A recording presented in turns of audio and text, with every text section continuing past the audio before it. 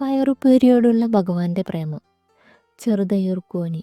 ദരിദ്രനായ കൂലിപ്പണിക്കാരൻ. അന്നന്ന് അധ്വാനിച്ചിട്ട് വേണം കുടുംബം പുലരാൻ.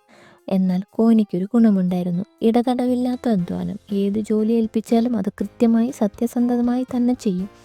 ഉടമസ്ഥൻ്റെ സാന്നിധ്യമോ മേൽനോട്ടമോ ഇല്ലാതെ തന്നെ കാര്യങ്ങൾ വകതിരിവോടെ കണ്ടറിഞ്ഞ് ചെയ്യാനുള്ള കോനിയുടെ കരവിരുതിൽ എല്ലാവർക്കും മതിപ്പാണ്. എന്നാൽ അക്കാലത്തെ ഭൂവുടമകളിൽ ആരും തന്നെ കോനിക്ക് ഒരേക്കർ ഭൂമി വിട്ടുകൊടുക്കാൻ തയ്യാറുണ്ടായിരുന്നില്ല. ഒരേക്കർ നല്ല പശിമയുള്ള തരിശുഭൂമി, 10 പറയുടെ കൈവശ നിലം. എങ്കിൽ കോനി ഭൂമിയിൽ സ്വർണം വിളയിക്കുമെന്ന് ആവേശത്തോടെ പ്രതിജ്ഞ എടുക്കാറുണ്ട്. പ്രതിജ്ഞ ആർക്കും എടുക്കാം. അത് പ്രായോഗികമായി നടപ്പിൽ വരുത്താൻ മുതിരുമ്പോഴാണ് പലർക്കും പ്രയാസം അനുഭവപ്പെടാറ്. അപ്പോൾ അവർ കാലേക്കൂട്ടി ചെയ്ത പ്രതിജ്ഞയിൽ നിന്ന് വ്യതിചലിച്ച് പുറകോട്ടു പോകുന്നു. ചെറുതയ്യൂർ കോനി പുറകോട്ടു പോകുന്ന പ്രകൃതക്കാരനല്ല എന്ന് എല്ലാവർക്കും അറിയാം. പക്ഷേ ഭൂമി വിശ്വസിച്ച് ഇങ്ങനെ കൃഷിയിൽ കോനിക്ക് ഭൂമി വിട്ടുകൊടുത്താൽ തിരിച്ചു കിട്ടുമെന്ന എന്താണ് ഉറപ്പ്? സത്യസന്ധനായ പലരും അവരുടെ തനിനിറം വ്യക്തമാക്കിയ ആ കാലഘട്ടത്തിൽ കോനിക്ക് ഒരേക്കർ ഭൂമി കൈവശം കിട്ടുക എളുപ്പമായിരുന്നില്ല എന്ന് വേണം അനുമാനിക്കാൻ. കോനി വിടാതെ പരിശ്രമം നടത്തി. ഒടുവിൽ അതിരശ്ശേരി മനയിൽ ഇട്ടിരവി നമ്പൂതിരിപ്പാട് തൻ്റെ ഒഴിഞ്ഞു കിടക്കുന്ന കുന്നിൻ പറമ്പിൽ 10 ഏക്കർ സ്ഥലത്ത് നാടൻ പയർ കൃഷി ചെയ്ത് അനുഭവിച്ച് ജീവിക്കാൻ അനുവദിച്ചു. ഉണ്ടാകുന്നതിൽ പാതി തിരുമേനിക്ക്, പാതി കൃഷി ഇറക്കുന്ന കോനിക്ക്. വ്യവസ്ഥ അംഗീകരിക്കപ്പെട്ടു. കുന്നിൻ പറമ്പിലെ 10 ഏക്കർ ചുവന്ന മണ്ണിൻ്റെ ഭൂമി കോനി അന്ന് തന്നെ പ്രാർത്ഥിച്ചു. ഈ കുന്നിൻ പറമ്പിലെ മണ്ണിൽ തൻ്റെ പയർ കൃഷി രക്ഷപ്പെട്ടാൽ ഒരു ചാക്ക് പച്ചപ്പയർ കൊടുക്കും ഗുരുവായൂരപ്പന് പയറുപ്പേരി വെച്ച് കൂട്ടാൻ. ആകപ്പാടെയുള്ള കോന്നിയുടെ കയ്യിലെ മൂലധനം 5 ഇടങ്ങഴി നാടൻ പയറുവിത്താണ്. അത് തന്നെ പലരിൽ നിന്നായിട്ട് വാങ്ങി സംഘടിപ്പിച്ചതാണ്. വിത്തിനിരട്ടി പയറ് കൊടുക്കാമെന്ന വ്യവസ്ഥയിൽ 5 ഇടങ്ങഴി പയറുവിത്ത് താനും തൻ്റെ കുടുംബവും ഒരുമിച്ച് മണ്ണ് കുഴച്ച് മറിച്ച് കുഴിച്ചിട്ടു. ഓരോ പയർമണി കുത്തുമ്പോഴും രാമനാരായണ എന്ന മന്ത്രം ചെറുവത്തൂർ കോനി ഉരുവിട്ടുകൊണ്ടിരുന്നു. എത്രയും പയർമണിയുണ്ടോ അത്രയും നാമങ്ങൾ. കുട്ടികൾ 2 മുതിർന്ന ആൺകുട്ടികളാണ്. 10ഉം 12ഉം വയസ്സുള്ളവർ. സഹോദരിയുടെ കുട്ടികളുമുണ്ട് സഹായത്തിന്. യജ്ഞമായിരുന്നു കുട്ടികൾക്ക്. കറുത്ത മണിപ്പയറും വെളുത്ത മണിപ്പയറും വെവ്വേറെ തിരഞ്ഞെടുത്ത് 2 ഏരിയയാക്കി തിരിച്ച് വേറെ വേറെ കുത്തിയിട്ട് ഓരോന്നിനും തടമെടുത്ത് ഓരോ തടത്തിലും വളം ചേർത്തു.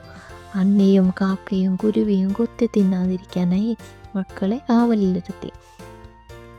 കുട്ടികൾ ചിരട്ട കൊട്ടി പറവുകളെയും അണ്ണാനെയും പായിച്ചുകൊണ്ട് പയറിട്ട പറമ്പിൽ കാവലിരുന്നു. ഞാറ്റുവേലകൾ പലതും കടന്നുപോയി. മകീരം, തിരുവാതിര, രോഹിണി, കർക്കടം കഴിഞ്ഞു. ചിങ്ങം പിറന്നു. പൊന്നോണ പൂക്കളൊത്ത് പയറും പുഷ്പിക്കാൻ തുടങ്ങി. നിറയെ വയലറ്റ് നിറത്തിലുള്ള പയറിൻ്റെ പൂക്കൾ.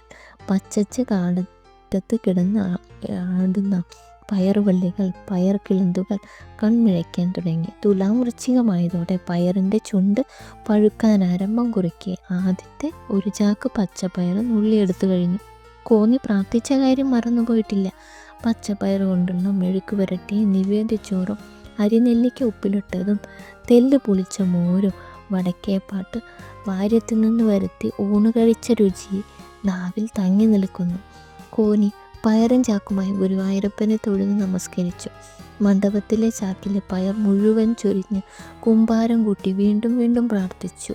അർത്ഥിക്കുകയും ചെയ്തു. ഭഗവാനെ, തിടപ്പള്ളിയിൽ നിന്ന് പാകം ചെയ്യുന്ന പയറുപ്പേരിയിൽ നിന്ന് ഒരു ശകല അടിയനും തരണേ. സ്വാദ് നോക്കാൻ.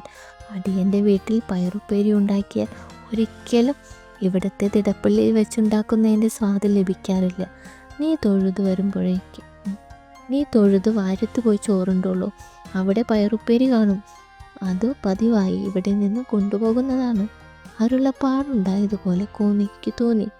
ഭഗവാനോട് പ്രാർത്ഥിച്ചതുപോലെ തന്നെ നല്ല വിള കൊയ്തെടുക്കാൻ കഴിഞ്ഞു. 5 ഇടങ്ങഴി പയർ വിതച്ചതിൽ നിന്ന് 50 പറ പയർ കിട്ടി. കൊടുക്കേണ്ടവർക്കെല്ലാം കൊടുത്തു കഴിഞ്ഞപ്പോൾ 20 പറ നാടൻ കല്ലൻ പയർ മിച്ചം.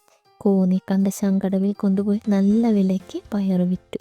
4 കൊല്ലം കൊണ്ട് കോന്നി പയറുൽപാദനത്തിൽ നല്ലൊരു വിദഗ്ധനായി. പയറും കച്ചവടം കൊണ്ട് തന്നെ സാമാന്യം നല്ലൊരു വീട് കിട്ടി. അതിരശ്ശേരി മനയ്ക്കൽ ഇട്ടിരവി നമ്പൂതിരിപ്പാട് കോന്നിയുടെ അത്ഭുതകരമായ പയർ കൃഷിയിൽ സന്തുഷ്ടനായി. ആ കുന്നിൻ പള്ള മുഴുവനും കോന്നിക്ക് സ്വന്തമായി പതിച്ചു കൊടുത്തു. വളരെ തുച്ഛമായ ഒരു വിലയ്ക്കാണ് പതിച്ചു കൊടുത്തത്. എങ്കിലും കോന്നിയുടെ കൃത്യനിഷ്ഠ നമ്പൂതിരിപ്പാടിൽ മതിപ്പുളവാക്കി. വെറുതെ കിടന്ന ആ തരിശു ഭൂമിയിൽ നിന്ന് യാതൊരു ആദായവും കിട്ടിയിരുന്നില്ല. ഇപ്പോൾ 4-5 വർഷമായി പയറുകൂട്ടി മടുത്തിരിക്കുകയാണ്. വർഷാവർഷം പാട്ടം അളക്കുന്നത് പോലെയാണ് കോന്നി പയർ അളന്ന് ചാക്കിൽ കെട്ടി പൂമുഖത്ത് കൊണ്ടുവയ്ക്കാറുള്ളത്.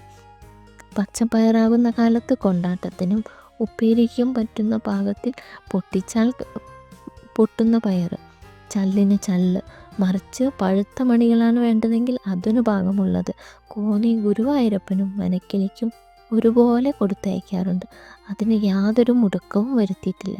അങ്ങനെ സത്യസന്ധനും കഠിനാധ്വാനിയുമായ കോന്നിയെ ഭഗവാൻ ധാന്യമായി വന്ന് അനുഗ്രഹിച്ചു. കോന്നിയുടെ പയറുപ്പേരിയുടെ പച്ചപ്പയറിൻ്റെയും പഴുത്ത ഉതിർമണി പയറിൻ്റെയും വേവിച്ചാലുള്ള രുചി ഗുരുവായൂരപ്പൻ്റെ നാവിൻ തുമ്പത്ത് വളരെ കാലം ഒട്ടിനിന്നു.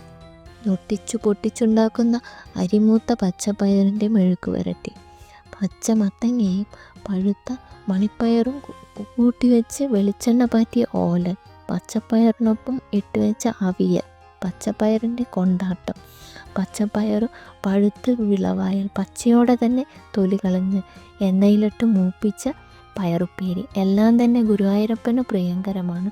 ഇപ്പോഴും ഭഗവാന്റെ നടയിൽ പയറിൻ്റെ ഇലയും ചള്ളും മൂത്തുപഴുത്ത പയർക്കെട്ടുകളും വഴിപാടായി വന്നുകൊണ്ടേയിരിക്കുന്നു. പണ്ടൊക്കെ ഭക്തന്മാർ കൊണ്ടുവരുന്ന പച്ചക്കറി വഴിപാട് സാമാനങ്ങൾ ദേഹണ്ണത്തിനായി ബ്രഹ്മസം ചെലവിൽ ഊട്ടുപുരയെ ഏൽപ്പിക്കാറാണ് പതിവ്.